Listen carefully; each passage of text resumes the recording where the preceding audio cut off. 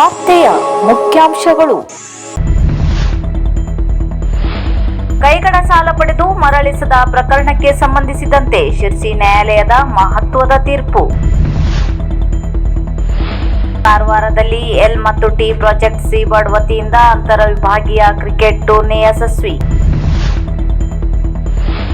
ITI ವಿದ್ಯಾರ್ಥಿಗಳಿಗೆ ನಡೆದ campus ಸಂದರ್ಶನ. ಬನವಾಸಿ ರಸ್ತೆಯಲ್ಲಿ 2 ಕಾರುಗಳ ನಡುವೆ ಡಿಕ್ಕಿ, ಕಾರಿನಲ್ಲಿದ್ದ ಪ್ರಯಾಣಿಕರು ಪಾರು. ಗೃಹ ರಕ್ಷಕ ದಳದಲ್ಲಿ ಸತ್ಯನಾರಾಯಣ ಪೂಜೆ. ಶಿರ್ಸಿ ನಗರಸಭೆಯ ಮಾಜಿ ಸದಸ್ಯರಾದ ಶ್ರೀಧರ್ ಹಿರಿಯ ಮೊಗೇರವರಿಂದ 3 ಲಕ್ಷ ಕೈಗಡ ಸಾಲ ಪಡೆದಿದ್ದ ಶಿರ್ಸಿ ನಗರದ ಪತ್ರಿಕಾ ವರದಿಗಾರ ಹುಲಿಗೇಶ್ ಕೃಷ್ಣಪ್ಪ ಬೋವಿವಡ್ಡರ್ ಅವರು ಹಣವನ್ನು ಮರಳಿಸಲು ವಿಫಲರಾಗಿದ್ದರು. ಬಳಿಕ ದಿನಾಂಕ 12-4-2024 ರಂದು ರೂಪಾಯಿ 3 ಲಕ್ಷ ಮೊತ್ತಕ್ಕೆ ಚೆಕ್ ನೀಡಿದರೂ ಆ ಚೆಕ್ ಬೌನ್ಸ್ ಆಗಿರುವುದು ಬೆಳಕಿಗೆ ಬಂದಿದೆ. ಈ ಹಿನ್ನೆಲೆಯಲ್ಲಿ ಶ್ರೀಧರ್ ಮೊಗೇರ್ ಅವರು ಶಿರ್ಸಿ ಪ್ರಿನ್ಸಿಪಾಲ್ ಜೆಎಂಎಫ್ಸಿ ನ್ಯಾಯಾಲಯದಲ್ಲಿ ಚೆಕ್ ಬೌನ್ಸ್ ಪ್ರಕರಣ ದಾಖಲಿಸಿದರು. ಪ್ರಕರಣಕ್ಕೆ ಸಂಬಂಧಿಸಿದಂತೆ ವಾದ ಪ್ರತಿವಾದವನ್ನು ಆಲಿಸಿದ ಮಾನ್ಯ ನ್ಯಾಯಾಧೀಶರಾದ ಶಾರದಾ ದೇವಿ ಸಿ ಹಟ್ಟಿ ಅವರು ಆರೋಪಿಗೆ 3,05,000 ಪರಿಹಾರ ನೀಡುವಂತೆ ಆದೇಶಿಸಿದ್ದಾರೆ. ಇದರಲ್ಲಿ ₹1,000 ಸರ್ಕಾರಕ್ಕೆ ದಂಡವಾಗಿ ಪಾವತಿಸಬೇಕು ಎಂದು ಸೂಚಿಸಲಾಗಿದೆ. ಅದೇ ವೇಳೆ ನ್ಯಾಯಾಲಯದ ಆದೇಶವನ್ನು ಪಾಲಿಸದಿದ್ದಲ್ಲಿ ಆರೋಪಿಗೆ 6 ತಿಂಗಳ ಸಾದಾ ಕಾರಾಗೃಹ ಶಿಕ್ಷೆಯನ್ನು ವಿಧಿಸುವುದಾಗಿ ತೀರ್ಪು ನೀಡಲಾಗಿದೆ. ಈ ಪ್ರಕರಣದಲ್ಲಿ ಫಿರ್ಯಾದುದಾರರ ಪರವಾಗಿ ವಕೀಲರಾದ ಪ್ರಶಾಂತ್ ವಿ ನಾಯ್ಕ್ ಅವರು ವಾದ ಮಂಡಿಸಿದರು. ಶಿರ್ಸಿ ತಾಲೂಕಿನ ಬನವಾಸಿ ರಸ್ತೆಯಲ್ಲಿ 2 ಕಾರುಗಳ ನಡುವೆ ಡಿಕ್ಕಿ ಸಂಭವಿಸಿದ್ದು, ಕಾರಿನಲ್ಲಿದ್ದ ಪ್ರಯಾಣಿಕರು ಪಾರಾಗಿದ್ದಾರೆ. ಆದರೆ ಡಿಕ್ಕಿಯ ರಭಸಕ್ಕೆ ಒಂದು ಕಾರಿನ ಮುಂಭಾಗ ಜಖಂಗೊಂಡಿದೆ. ಅಪಘಾತಕ್ಕೆ ಕಾರಣ ತಿಳಿದು ಬಂದಿಲ್ಲ. ಬನವಾಸಿ ಠಾಣಾ ವ್ಯಾಪ್ತಿಯಲ್ಲಿ ಈ ಘಟನೆ ನಡೆದಿದೆ.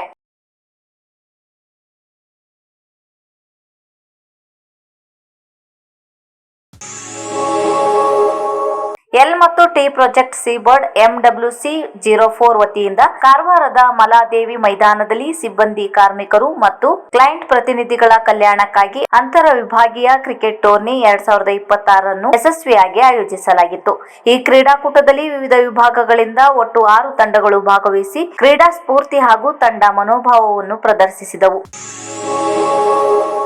ಎಂಎಸ್ ಖಾಸಗಿ ಐಟಿಐ ಶಿರ್ಸಿಯಲ್ಲಿ MK Srinivas private limited Bengaluru ಇವರಿಂದ ಐಟಿಐ ಕೊನೆಯ ವರ್ಷದ ವಿದ್ಯಾರ್ಥಿಗಳಿಗೆ ಕ್ಯಾಂಪಸ್ ಸಂದರ್ಶನ ನಡೆಸಲಾಯಿತು. ಕಂಪನಿಯ ಡೈರೆಕ್ಟರ್ ದೇವಕಿ ಶ್ರೀನಿವಾಸ್ ಕ್ಯಾಂಪಸ್ ಸಂದರ್ಶನ ನಡೆಸಿದರು. ಐಟಿಐ ಪ್ರಾಚಾರ್ಯರಾದ ಗಣೇಶ್ ಭಟ್ ಅವರು ಸ್ವಾಗತಿಸಿ 5 ದೇಶಗಳಲ್ಲಿ ತಮ್ಮ ಬ್ರಾಂಚ್ಗಳನ್ನು ಹೊಂದಿರುವ ಈ ಕಂಪನಿಗಳಲ್ಲಿ ಐಟಿಐ ಮುಗಿಸುವ ಕುಶಲ ಕರ್ಮಿಗಳಿಗೆ ಉತ್ತಮ ಉದ್ಯೋಗ ಅವಕಾಶಗಳಿದೆ. ಕಳೆದ 10 ವರ್ಷಗಳ ಹಿಂದಿನ ಪರಿಸ್ಥಿತಿಗೆ ಹೋಲಿಸಿದರೆ ಅಂದು ಉದ್ಯೋಗ ಹುಡುಕಿಕೊಂಡು ಅಲೆದಾಡುವ ಪರಿಸ್ಥಿತಿ ಇತ್ತು. ಆದರೆ ಇಂದು ಉದ್ಯಮಿಗಳಿಗೆ ನೇರವಾಗಿ ಐಟಿಐಗೆ ಬಂದು ಉದ್ಯೋಗ ಅವಕಾಶವನ್ನು ನೀಡುತ್ತಿರುವುದು ತಮ್ಮ ಸೌಭಾಗ್ಯವಾಗಿದೆ. ಐಟಿಐ ತರಬೇತಿ ಪಡೆಯುವ ಅಭ್ಯರ್ಥಿಗಳಿಗೆ ಅನೇಕ ಉದ್ಯೋಗ ಅವಕಾಶಗಳಿದ್ದು, ಇದರ ಸದುಪಯೋಗ ಪಡೆದು ತಮ್ಮ ಭವಿಷ್ಯವನ್ನು ರೂಪಿಸಿಕೊಳ್ಳುವಂತೆ ಕರೆ ನೀಡಿದರು. ಕ್ಯಾಂಪಸ್ ಸಂದರ್ಶನದಲ್ಲಿ 55ಕ್ಕಿಂತಲೂ ಹೆಚ್ಚಿನ ವಿದ್ಯಾರ್ಥಿಗಳು ಪಾಲ್ಗೊಂಡಿದ್ದರು.